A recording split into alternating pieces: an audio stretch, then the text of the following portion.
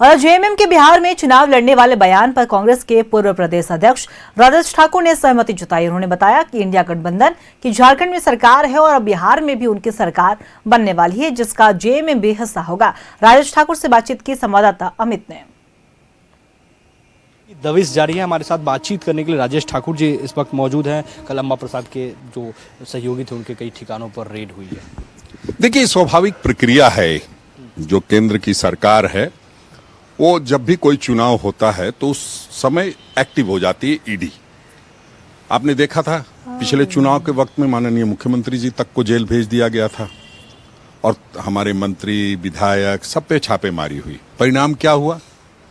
लोग समझते हैं कि ईडी को तो स्वतंत्र एजेंसी कांग्रेस की सरकार ने बनाया था, इसको एनडीए ने गुलाम बना दिया भारतीय जनता पार्टी ने, और अब गुलामों की तरह व्यवहार करती है। 1 साल पहले अम्बा प्रसाद जी के यहाँ छापा पड़ा, 1 साल के बाद फिर क्या 1 साल में आपने क्या किया? और उसके बाद फिर जैसे ही बिहार का चुनाव अनाउंस हुआ, जैसे ही पर्यवेक्षक अनाउंस हुई वहां की ऑब्जर्वर, वैसे ही छापेमारी शुरू हो गई। तो ये राजनीति से प्रेरित ईडी को अपनी कार्रवाई है वो स्वतंत्र रूप से करे ना, कोई मना नहीं करता। आपने छापेमारी की, आपने जांच किया, आपने क्या पाया तो वो बताना चाहिए। इसलिए नहीं कि भारतीय जनता पार्टी में नेता आ जाए तो उसके बाद ईडी के केस खत्म हो जाए। प्रायः यही हो रहा है और उसी के लिए इस तरह के प्रयास किए जाए। बीजेपी सीधे तौर पे कह रही है कि जिस राज्य के स्वास्थ्य मंत्री दरअसल सुरक्षित नहीं है, उस राज्य की जनता क्या सुरक्षित होगी? नहीं, देखिए, बिहार के लोग लगता है कि जो झारखंड के नेता हैं वो बिहार की खबरों को नहीं देखते। ये तो धमकी मिली है। कल रात में गोलियों से भून दिया गया उतने बड़े व्यापारी गोपाल खेमका। झारखंड के नेता सिर्फ कुआं के मेढक की तरह हो गए हैं, बस यहीं की बात करना है। अरे थोड़ा देखिए उत्तर प्रदेश में किस तरह से बलात्कार बढ़ रहे हैं, किस तरह से वहां सारी कानून व्यवस्था पूरी तरह से चौपट हो चुकी है। बिहार में कानून व्यवस्था नाम की कोई चीज नहीं है। ऐसी धमकी राजनाथ सिंह से लेकर बाकी सभी लोगों को दी गई है, कोई नई बात नहीं है। जो केंद्र सरकार की सुरक्षा में, सीआरपीएफ की सुरक्षा में रहते हैं, कोई मनचला इस तरह की घटना कर देता है तो उस पर कानून व्यवस्था की बात करना।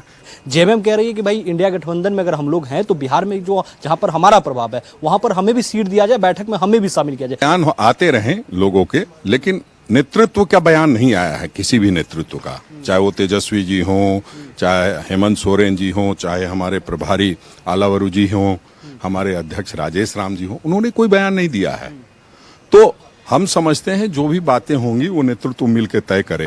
हमारे मुख्यमंत्री हैं माननीय हेमंत सोरेन जी, वो भी संजीदा व्यक्ति हैं, वो सारी बातों को समझ के अपना गठबंधन में हिस्सा मांगेंगे और जो मांगेंगे उस हिसाब से सारी चीजें तय होंगी। वही तो मांग ही तो रहे हैं। आपके कोऑर्डिनेशन कमेटी का गठन हो गया, उसके अध्यक्ष तय हो गए हैं, लगातार बैठकें हो रही है। जेएमएम ने नाराजगी जताई कि वह बैठके में सबको बुलाया जा रहा है, हमें क्यों नहीं बुलाया? अगर नहीं रखा गया तो मैं 243 सीट पर चुनाव लड़ूंगा, बाकायदा ये भी उन्होंने नहीं, किसी ने कहा होगा। मुख्यमंत्री जो हेमंत सोरेन जी हैं और आदरणीय गुरु जी हैं, जब वो कोई बात करते हैं तभी कोई बात होती है। राहुल के साथ अमित चौधरी, न्यूज 11 दिल्ली। झारखंड में ईडी की